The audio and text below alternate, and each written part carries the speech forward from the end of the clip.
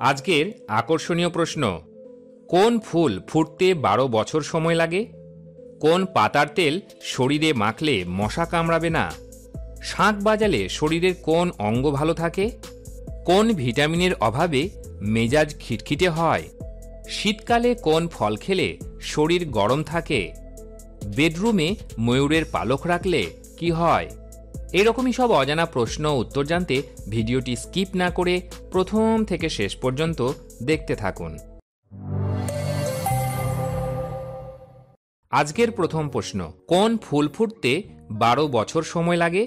Tulip, daffodil, Gulbahar নাকি নীলকুরিঞ্জি?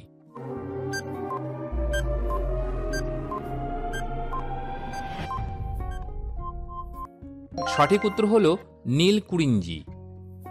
পরের প্রশ্ন, সমুদ্রের বধূ কোন দেশকে বলে? রাশিয়া, দুবাই, গ্রেট ব্রিটেন নাকি জাপান?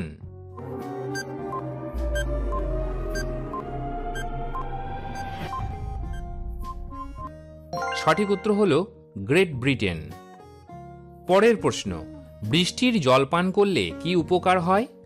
চুল পাকে না, হাড় শক্ত হয়, অর্শ ভালো হয় নাকি স্মৃতিশক্তি বাড়ে?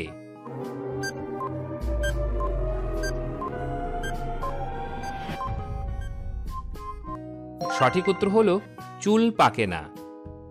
পরের প্রশ্ন, কোন পাতার তেল শরীরে মাখলে মশা কামড়াবে না? নিম পাতা, সজনে পাতা, লেবু পাতা নাকি পুদিনা পাতা?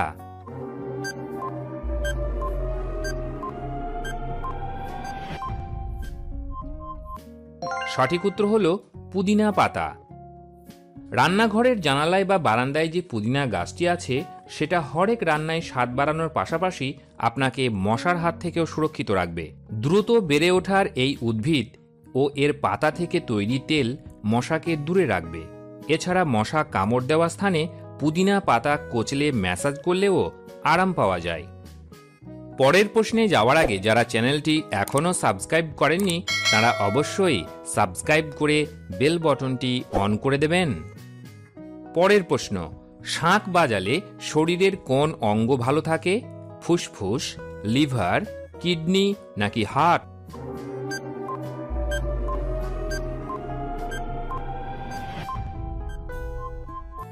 সঠিক উত্তর হবে ফুসফুস। নিয়মিত শঙ্খ বাজালে লাভবান হয় ফুসফুসও।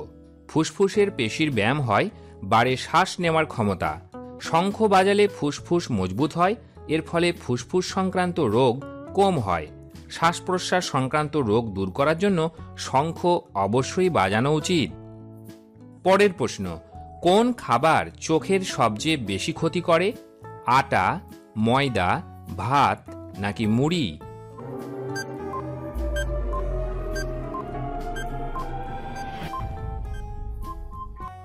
সঠিক উত্তর হবে ময়দা।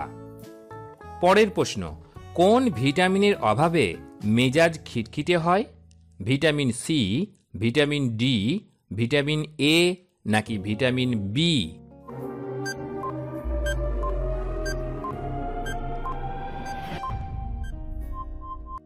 সঠিক উত্তর হল ভিটামিন ডি।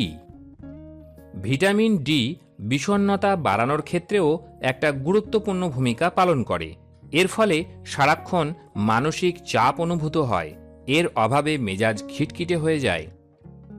বন্ধুরা, আপনাদের জন্য একটি প্রশ্ন, পাখিদের রাজা কোন পাখিকে বলে?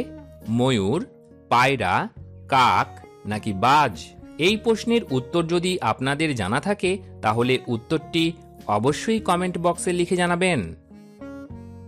পরের প্রশ্ন, শীতকালে কোন ফল খেলে শরীর গরম থাকে? কমলা, খেজুর, আপেল নাকি কলা?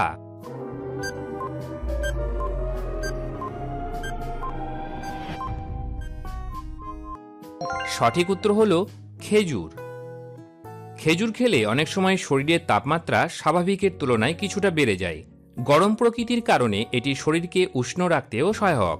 শীতকালে খেজুর খুবই উপকারী বলে মনে করা হয়। আয়রন, ক্যালসিয়াম, খনিজ পদার্থ, ফসফরাস, অ্যামাইনো অ্যাসিডের মতো পুষ্টি উপাদান এতে পাওয়া যায়।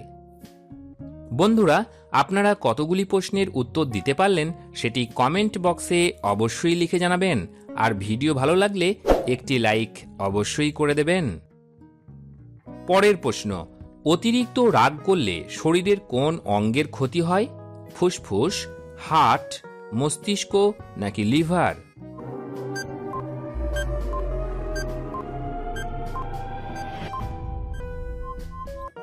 সঠিক উত্তর হবে লিভার।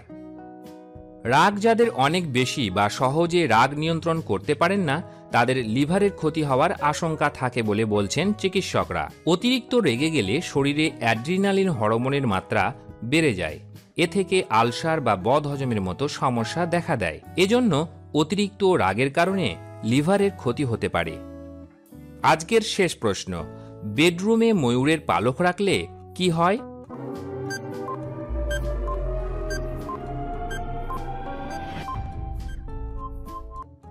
বেডরুমে একজোড়া ময়ূরের পালক রাখলে স্বামী স্ত্রীর মধ্যে কলহ অনেক কম হয় এবং পরিবারের সকলের মধ্যে সম্পর্ক ভালো থাকে।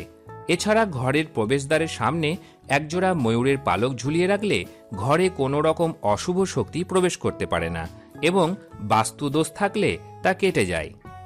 ভিডিওটি শেষ পর্যন্ত দেখার জন্য আপনাকে অসংখ্য ধন্যবাদ।